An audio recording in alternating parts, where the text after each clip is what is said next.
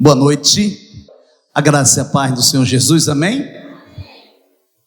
Nós vamos ministrar em um texto bastante conhecido, mas que eu creio que Deus tem uma nova mensagem para o seu coração nesta noite, tá? Se prepare, porque Deus vai falar com você, porque Ele falou comigo assim, poderosamente. Eu estava preparado para trazer, não era essa mensagem, mas o Espírito Santo me levou a essa passagem e, poxa, Deus falou comigo assim, poderosamente. Meu coração ainda está ardendo. Eu espero que chegue no seu coração como uma porção nova e que você saia daqui de uma maneira diferente da maneira que você entrou. Amém? Então, abra a sua Bíblia no Evangelho de Lucas, Dr. Lucas, Evangelho de Lucas, capítulo 10, versículos 25 a 37.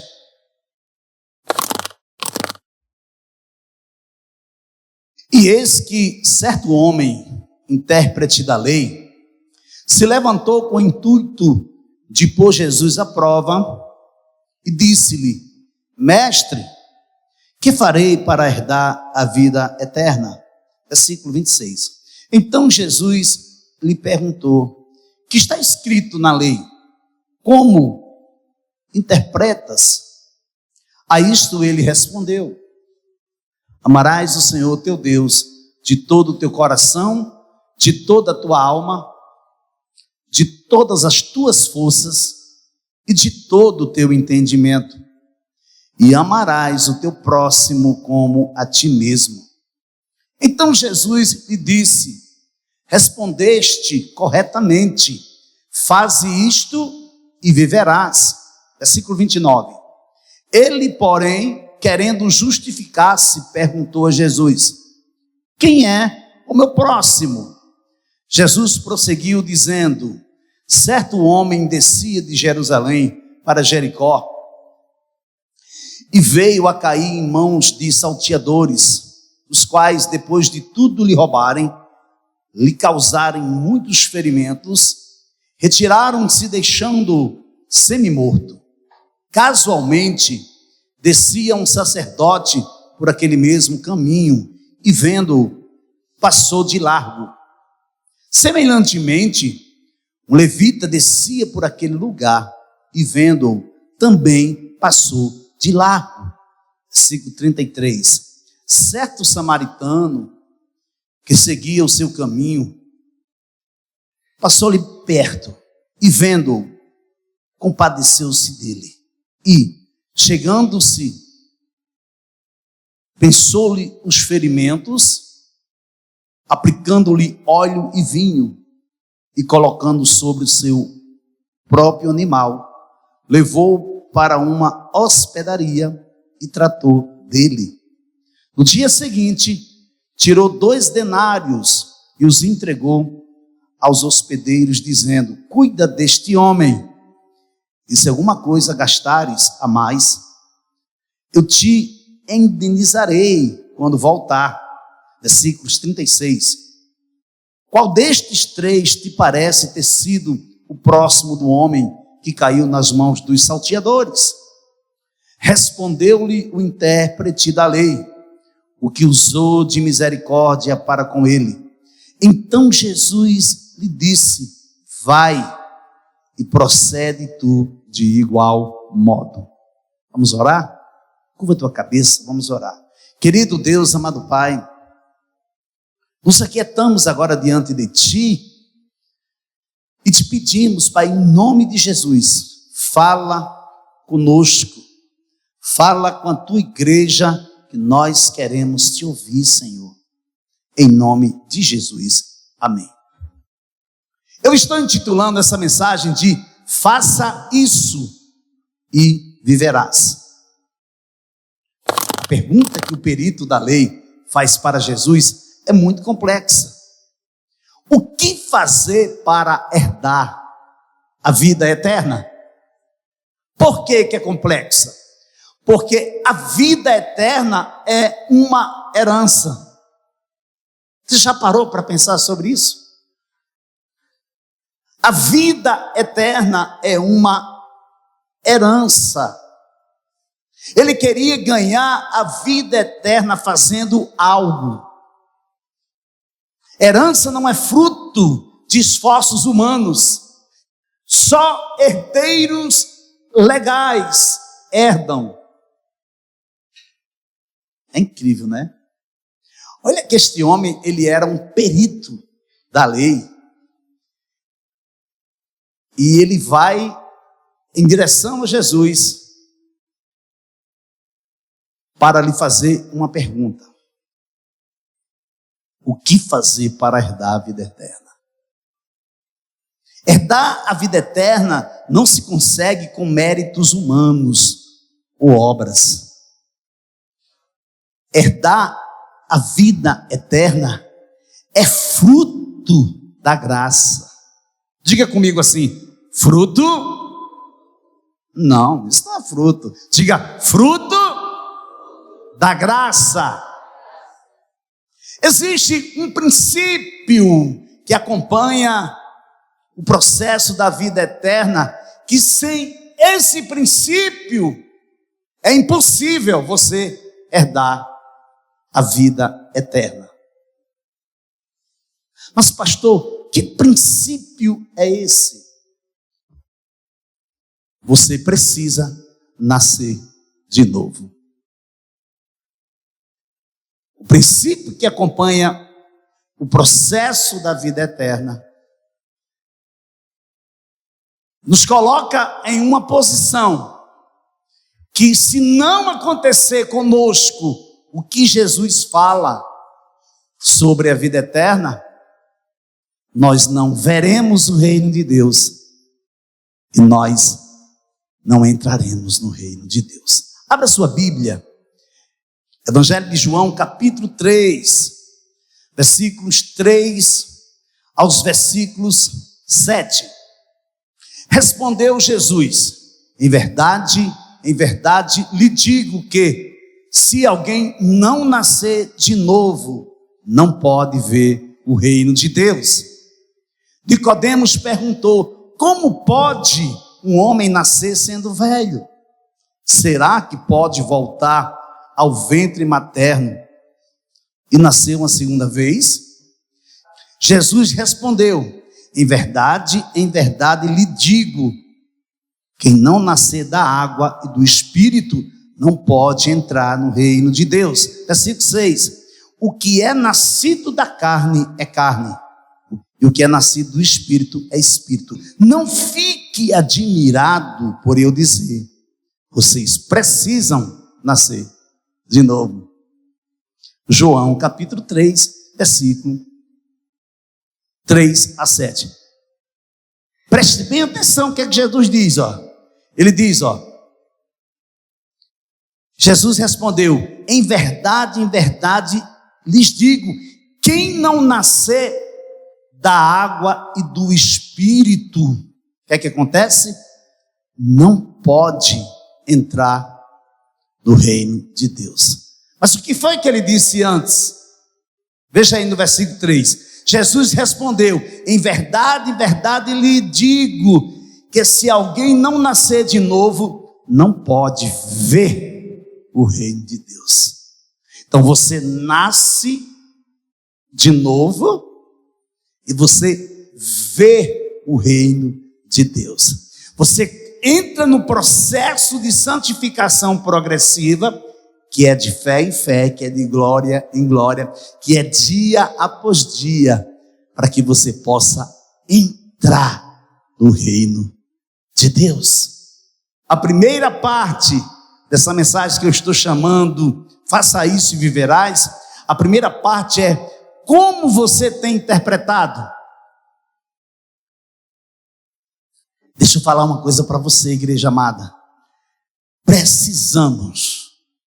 Necessitamos, assim como respiramos, assim como nós fazemos 3 ou 4 ou 5 refeições por dia. Precisamos voltar para cá. Urgentemente. Precisamos voltar para o princípio da palavra. Agora, não é buscar interpretação, não, nem mesmo entender do jeito que eu quero entender, mas o que o Espírito está nos revelando. Então, a primeira parte dessa mensagem, que eu estou chamando de faça isso e viverás, eu estou intitulando de como você tem interpretado. Veja aí, Lucas capítulo 10, versículos 25 e 26. E eis que certo homem, intérprete da lei, se levantou com o objetivo de pôr Jesus à prova e lhe perguntou: Mestre, que farei para herdar a vida eterna? Então Jesus lhe perguntou: o que está escrito na lei, como você entende? Lucas capítulo 10, versículo 25 a 26. A resposta do perito da lei é assertiva. A resposta do perito da lei é assertiva, é correta e conclusiva. Ele não titubeia, ou seja, ele não hesita, pelo contrário, ele responde com segurança. O que ele vai dizer? A isto ele respondeu: ame o Senhor seu Deus de todo o seu coração, de toda a sua alma, com todas as suas forças e de todo o seu entendimento.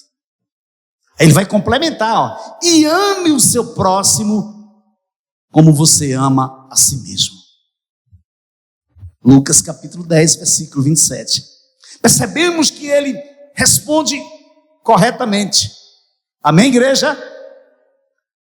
Então ele responde corretamente o que Jesus lhe pergunta. Porém, a intenção do seu coração não está de conformidade com a sua resposta.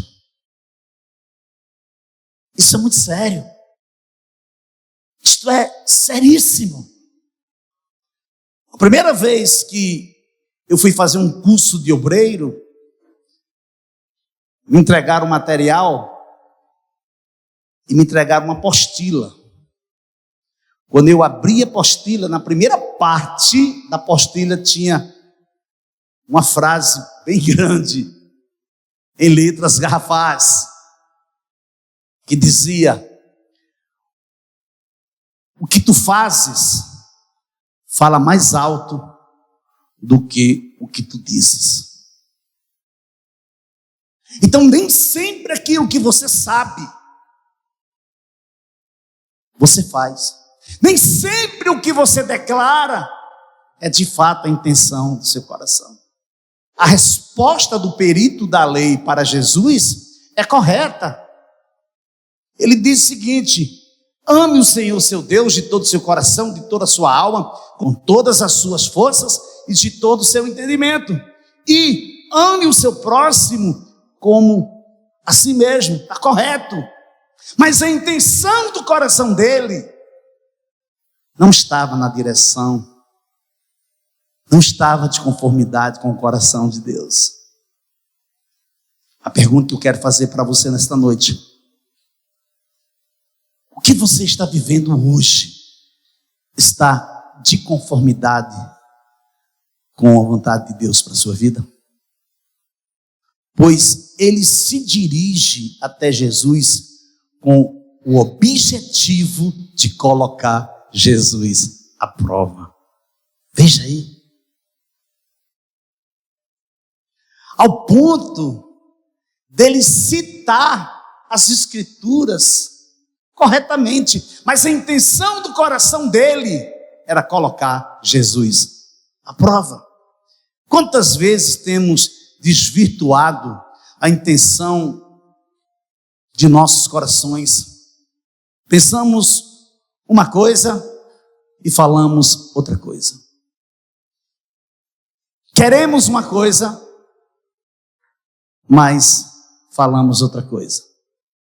Pedimos algo a Deus, mas agimos de conformidade com aquilo que eu acho que tem que ser.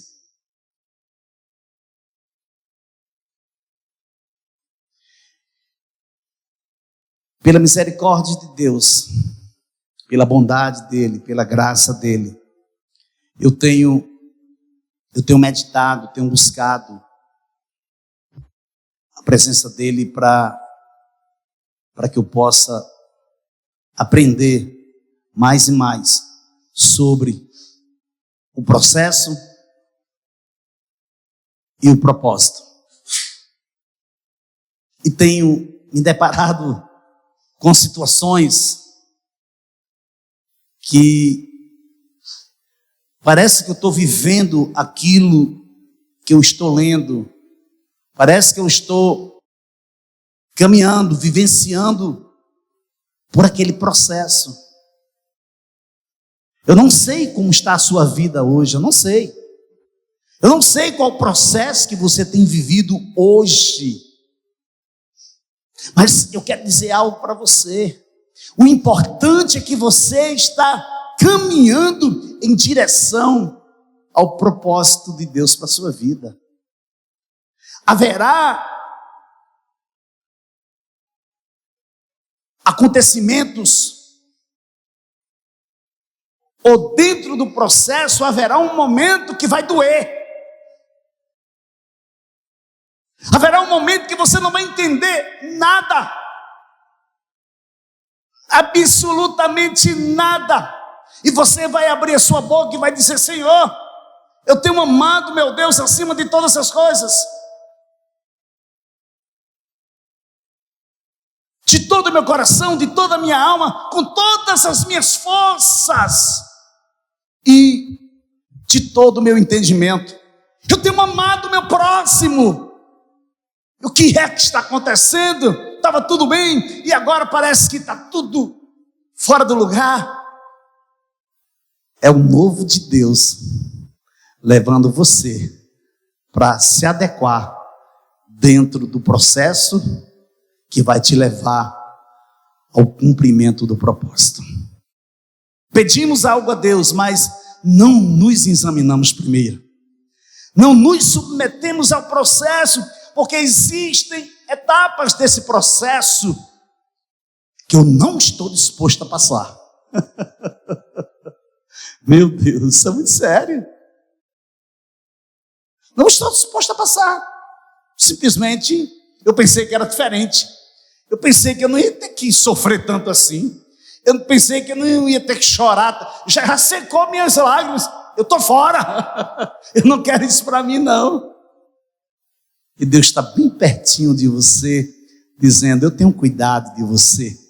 Eu tenho te levado nos braços quando você não está podendo andar. Eu tenho te cercado com alegres cantos de livramento. Eu tenho te amado. Eu tenho levado você a provar o melhor dessa terra. Você tem comido o melhor dessa terra. Eu só quero que você se aquiete. Eu só quero que você espere.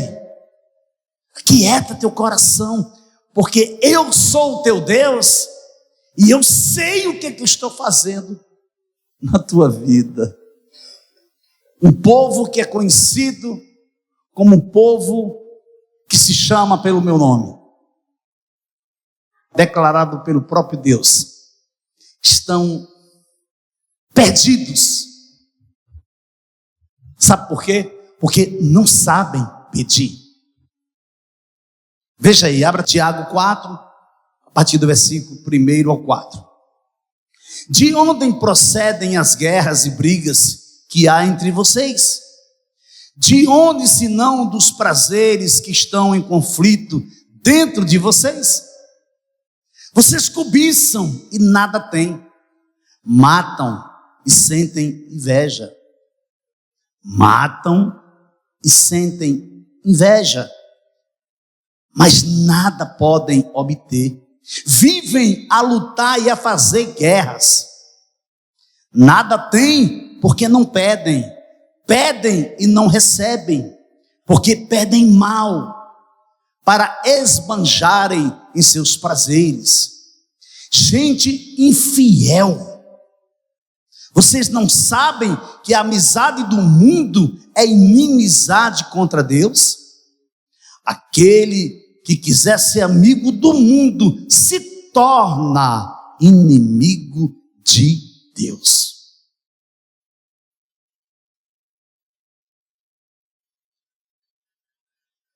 Qual a escolha que você vai fazer hoje?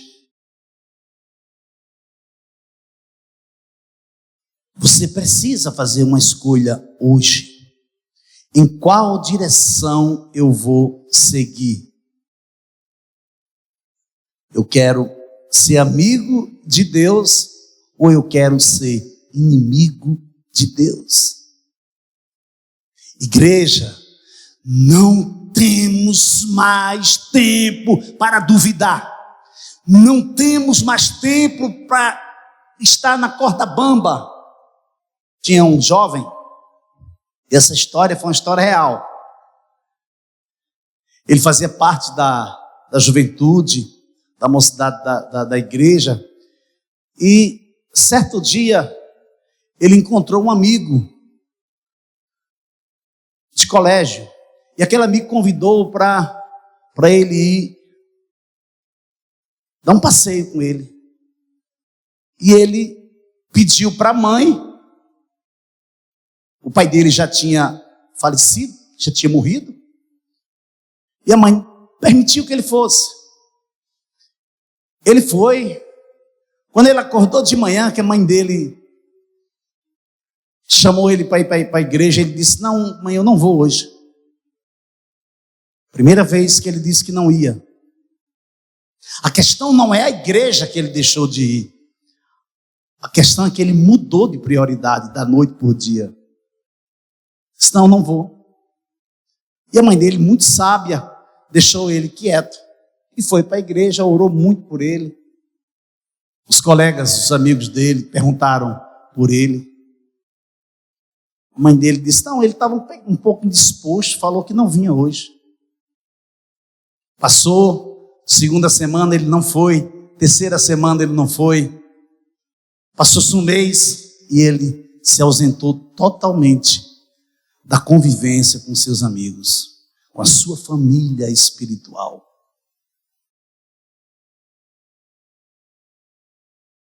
De repente, ele tem um sonho. Ele sonha que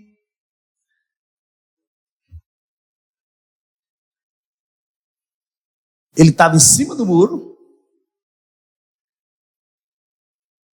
e de um lado tinha os colegas dele. Ele via claramente, ele reconhecia seus colegas, seus irmãos em Cristo no sonho, chamando: venha, bora, você está atrasado, vamos, a gente vai sair agora, o carro vai sair agora. Como de costume, eles viajavam juntos, eles evangelizavam muito. Só que de repente ele olha para o outro lado e ele vê uma galera que ele não conseguia identificar o rosto daquelas pessoas, e aquelas pessoas não diziam nada, ficavam só olhando para ele. E aquilo incomodou. E ele, quando olhou para o lado novamente, os colegas dele chamando ele: bora, homem, bora, estamos com saudade de você, você é muito precioso. Ele olhou para o outro lado. Ele tentava reconhecer, ele tentava ver se ele conseguia conhecer alguém daquele lado, mas ele não conseguia. Ele só via aqueles vultos. Aquilo incomodou ele. Ele acordou e ele foi conversar com o pastor dele. E ele conta para o pastor dele o que estava acontecendo. O pastor dele disse: é simples. As pessoas que você está identificando realmente são seus amigos, são suas amigas, seus irmãos em Cristo aqui da igreja, que estão intercedendo por você, estão sofrendo pela sua ausência. Só que do outro lado, que você não consegue identificar ninguém, é o diabo e seu exército. Eles não têm nada para dizer para você, porque para eles já ganharam. Para eles, você já faz parte da família deles. Só o fato de você se encontrar em cima do muro. Ixi, ele não aguentou, ele se derramou, começou a chorar. Pastor, ora por mim, pastor. E naquele momento o pastor orou com aquele jovem. E ele voltou para a igreja. E Deus cumpriu tudo aquilo que tinha prometido na vida dele. Ele terminou a faculdade de medicina. Agora era um médico bem-sucedido. Com a sua família, com os filhos. Que Deus é assim, amado. Deus é maravilhoso. Ele faz aquilo que lhe propõe. Ele não é um Deus que lhe propõe algo e não faz. Ele cumpre.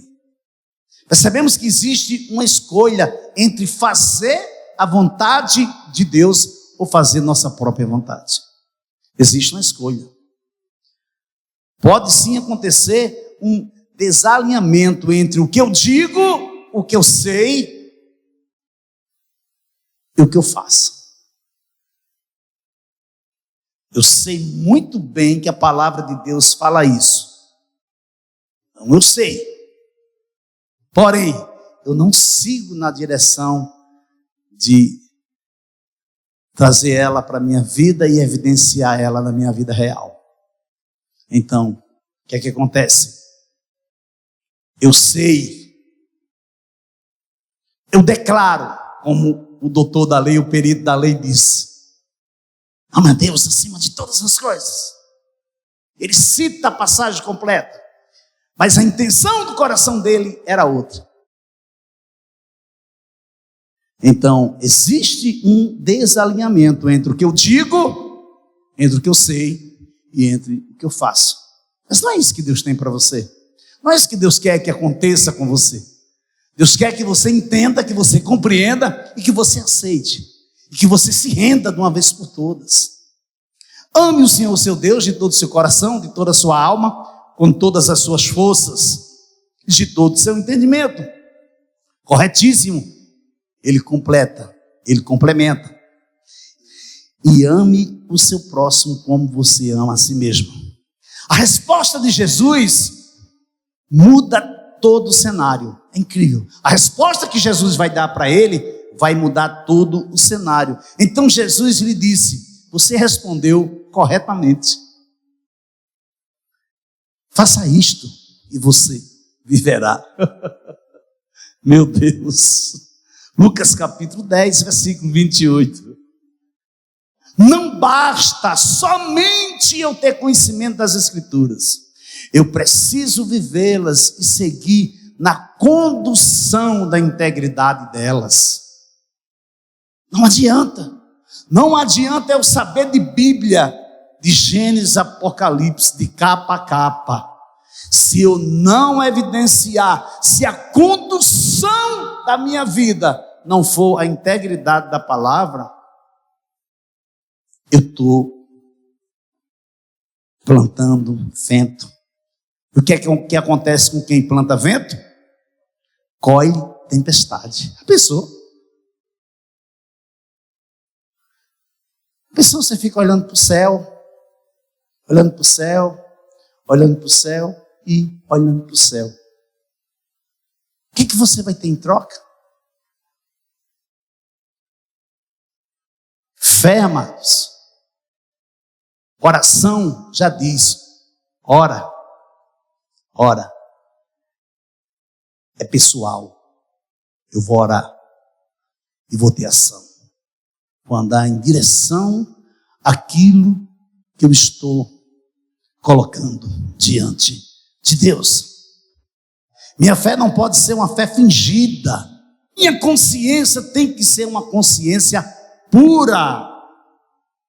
Porque uma pessoa que tem uma fé não fingida e uma consciência pura é uma pessoa que tem uma vida que transborda de alegria. É uma pessoa que vive o contentamento de Deus.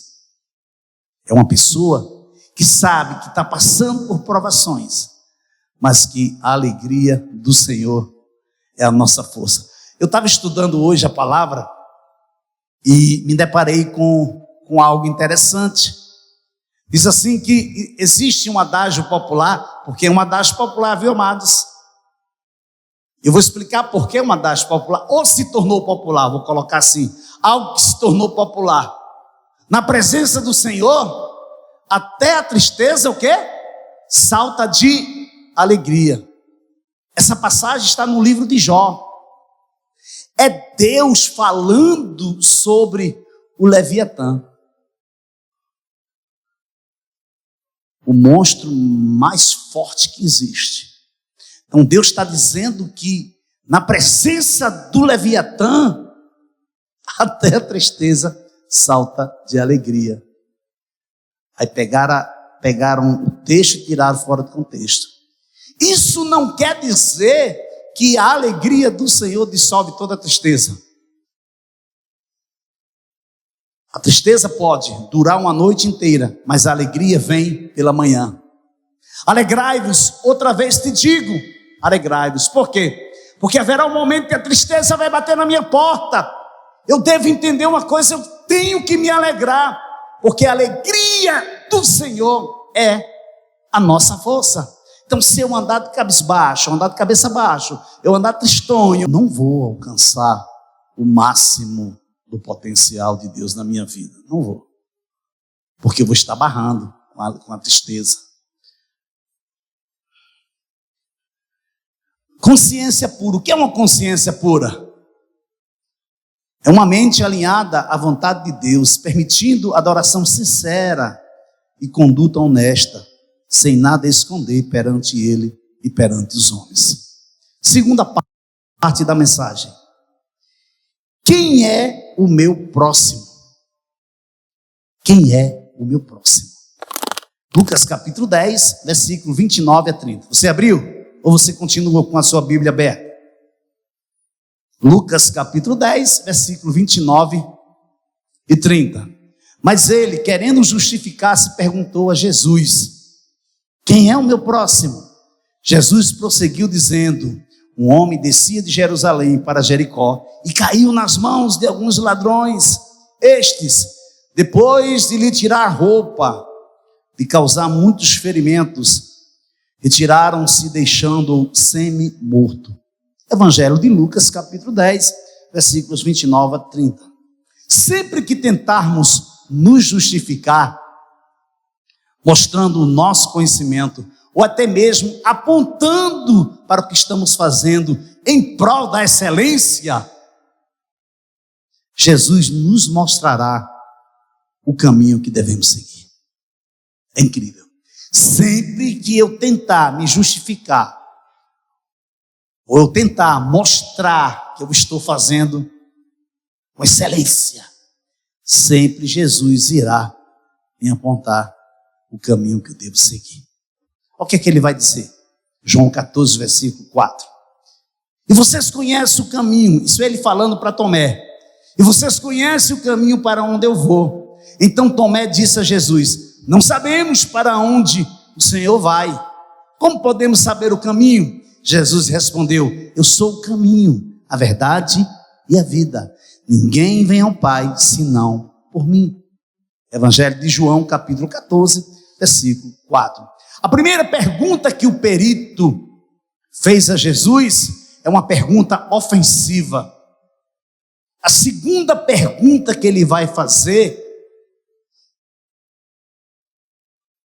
é defensiva. Primeiro ele faz uma pergunta ofensiva, depois ele faz a segunda pergunta, a segunda pergunta que ele faz é defensiva. Jesus conduziu o perito da lei para a vida real e prática. Ele irá mostrar 4 personagens. Olha que sabedoria, olha que sapiência de Jesus.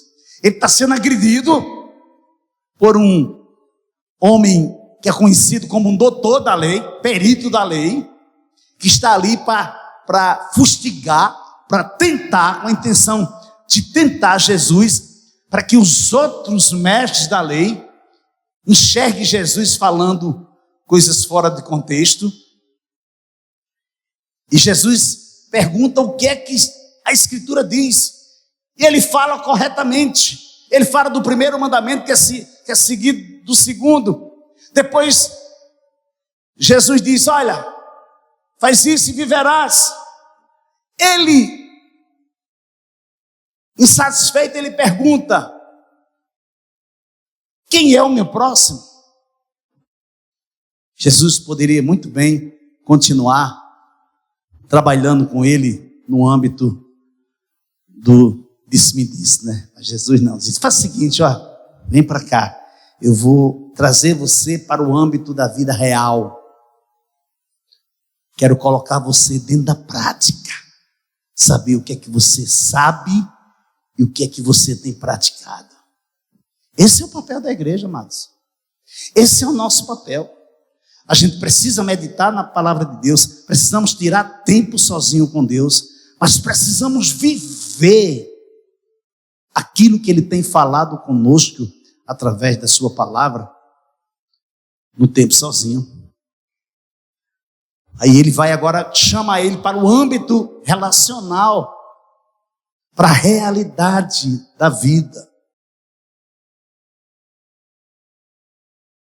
Quando o viajante ele é atacado pelos ladrões que tiraram-lhe a roupa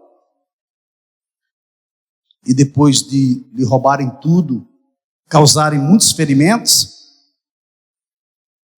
eles foram embora deixando aquele viajante semi-morto. Aí veja aí versículo 31. Ó. Casualmente descia um sacerdote por aquele mesmo caminho e vendo passou de largo. Está vendo aí? Ó? O que ele fez? Ele vem aqui, ó. Ele vê o homem de longe, ele percebe que existe alguém caído no chão, ele simplesmente passa de largo, ó, e vai embora. Primeiro é o homem. Primeira personagem que Jesus vai mostrar é o viajante caído. A gente pensa que é o sacerdote, mas não. Existem 4 personagens. O primeiro personagem que Jesus vai mostrar é o homem, o viajante, que foi pego pelos salteadores, pelos ladrões, que depois de tirar-lhe a roupa, causando-lhe ferimentos, retiraram-se, deixando semi-morto. Jesus mostra um quadro de uma urgente necessidade. Eu quero perguntar para você nesta noite, você está vivendo um quadro de urgente necessidade? O que é que você está precisando hoje? Abre teu coração aí agora diante de Deus. O que é que você está precisando que aconteça, que Deus faça com urgência na sua vida?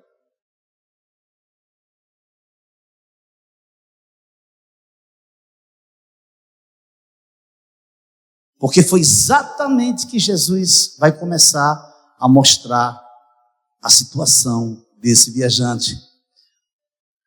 Um quadro de urgente necessidade.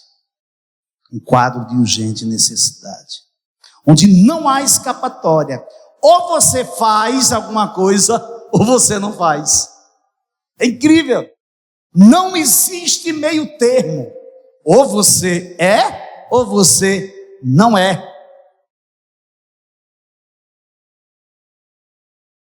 Segundo personagem. O segundo personagem é um sacerdote que, descendo por aquele caminho e vendo aquele homem, passou a largo. Agora veja bem, amados, olha. Aqui foi onde Deus começou a falar comigo tremendamente. Não existem justificativas para a negligência, para com a falta de cuidado, para com a falta de amor ao próximo em relação ao sacerdote. Não existe nenhum tipo de justificativa. Mas por quê, pastor? Mesmo que ele ficasse impuro ao tocar em um morto, aquele homem caído no chão não estava morto. Ele não estava indo em direção ao templo, mas voltando do templo. A mesma lei que exigia do sacerdote a pureza cerimonial, exigia também que os israelitas fossem misericordiosos até com os estrangeiros. Veja que coisa séria. Isso é muito sério. Porque a primeira coisa que a gente vê é de, espera aí, o sacerdote ele não pode se encostar num corpo inerte, sem vida, em alguém morto. Mas não, esse homem não estava morto, ele estava caído no chão. Ele não estava indo para o templo, ele estava voltando do templo. E a lei que ele guarda diz para ele que ele precisa ser misericordioso, compassivo, gracioso, até mesmo com os estrangeiros, amados. A questão é, temos sido misericordiosos com os irmãos dentro de casa? Com os irmãos que fazem parte da mesma família? Eu tenho intercedido pelo meu irmão? Eu tenho chorado aos pés de Jesus por alguém que descontinuou, que não é mais a mesma pessoa, pessoa que não louva, que não adora, pessoa que está vivendo alheio à vontade de Deus. Eu tenho intercedido por essa pessoa, eu tenho clamado a Deus por a vida dessa pessoa.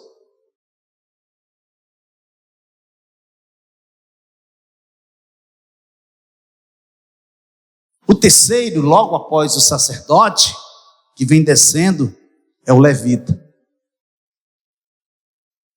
O termo levita se referia aos descendentes de Levi, que eram da linhagem de Arão. E assim serviu até no templo, mas em funções secundárias, alguns como assistentes de sacerdotes. Com relação ao levita, não havia tantas regras o limitando. Ele poderia, se desejasse, parar para socorrer aquele viajante. Especialistas dizem, estudando, que possivelmente esse levita estava junto com o sacerdote. Só fez se distanciar um pouco dele. Mas, pelo que tudo indica, ele era ajudante do sacerdote. De igual modo, um levita descia por aquele lugar e vendo-o passou de largo. Lucas 10, versículos 32. O quarto personagem, certo samaritano, que seguia o seu caminho, passou perto do homem e vendo-o, compadeceu-se dele. Lucas capítulo 10, versículo 33. Jesus poderia ter contado uma história de um judeu simples. Gente, isso aqui é que, sabe, arde no coração. Isso aqui é que nos levanta para andar, para caminhar. Sejam quantas léguas Deus nos pedir para andar. Porque, Deus, Ele não faz exceção de pessoas, mas Ele faz exceção de atitudes. Deus não esconde nada. Não omite nada na sua palavra. De homens, até mesmo um homem, segundo o coração dele, que pecou, que caiu, que foi um assassino, que adulterou e que mandou matar. Deus deixa na sua palavra, Ele não omite, para que sirva de exemplo para que sirva de ensinamento para as nossas vidas.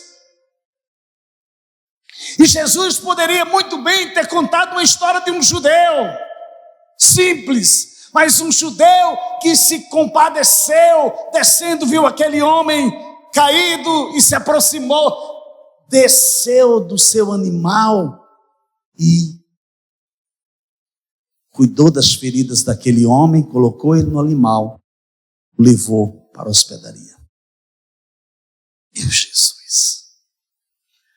Jamais esse perito da lei imaginou que a história que Jesus estava desenvolvendo culminaria, terminasse com um herói samaritano. Jamais. Um herói samaritano que era odiado por todos. Jamais aquele perito, aquele doutor da lei, jamais passou pela mente dele, pelo coração dele, que o que Jesus está desenvolvendo, trazendo ele para a vida real, trazendo ele para a prática, se tratava de um herói samaritano, que para os judeus não tinha nem alma. Possa ser que alguém olhe para você e tire as conclusões que querem tirarem, que você não vale nada, que você é um pobre coitado, que você é uma pobre coitada, que você é um doidinho, que você é uma doidinha. Mas quando Deus olha para você, Ele olha para você exatamente como você é. Quando Deus olha para você, Ele vai dar a você um devido valor. Quando Ele olha para você, Ele levanta você e diz: está aqui meu filho, está aqui a minha filha, é menina dos meus olhos, tem valor, eu tenho cuidado, eu tenho levado aqui e acolá. E ai daquele que tocar um desses meus pequeninos.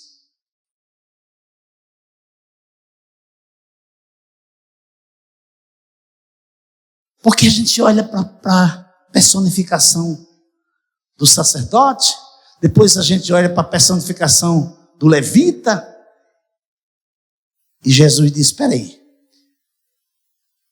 lá vinha passando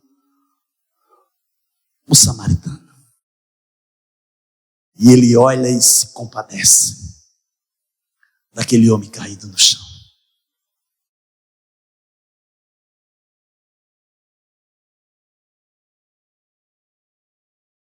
Como é que está a tua vida? Como vai você? Como está a sua alma? Quero dizer para você que ainda dá tempo. Nem tudo está perdido. O seu nome continua no livro da vida. Você só precisa voltar para o lugar da promessa. Você lembra daqueles dois discípulos de Emaús que iam na estrada? Diz que eles não reconheceram Jesus e não ouviram nada. Mas espera aí muitas aplicações que fazem disso porque eles estavam ensurdecidos, porque eles estavam muito preocupados, porque eles estavam decepcionados, porque eles estavam isso e aquilo. Não. O texto diz que eles estavam impedidos de reconhecer Jesus. Agora eu te digo uma coisa a você. Ou seja, agora eu te digo algo nesta noite. Você não está impedido. Você não está impedida de reconhecer Jesus nessa noite. Levante-se. Levante-se. Entregue-se como nunca você se entregou.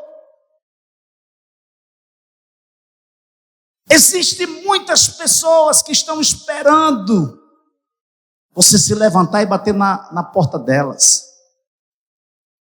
Porque eu acredito, eu creio que existem pessoas específicas para pessoas específicas. Conclusão. Lucas capítulo 10, versículos 36 a 37. Por favor, abra sua Bíblia.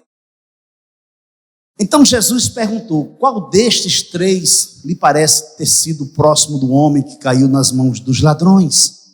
O intérprete da lei respondeu: o que usou de misericórdia para com ele. Então Jesus lhe disse: vá e faça o mesmo. Lucas capítulo 10, versículos 36 e 37. Nunca subestime o poder transformador de Deus. Nunca você subestime. Como você não deve subestimar o poder de uma semente. A semente que foi plantada no seu coração. A semente que foi plantada no coração da sua filha. A semente que foi plantada no coração do seu filho. A semente que foi plantada no coração do seu pai, no coração da sua esposa, no coração do seu esposo. A semente que foi plantada no coração do seu pastor. A semente que foi plantada no coração da sua pastora. Não subestime. Não subestime, porque Deus é Deus. E Ele age como Ele quer agir. Deus espera que eu e você façamos o que Ele nos chamou para fazer. Não tente fugir de Deus. Pare de fazer as coisas do jeito que você acha, o que você pensa que deve ser feito. Faça exatamente o que Jesus te manda fazer. Faça isso e você viverá. Amém? Você pode aplaudir a Jesus?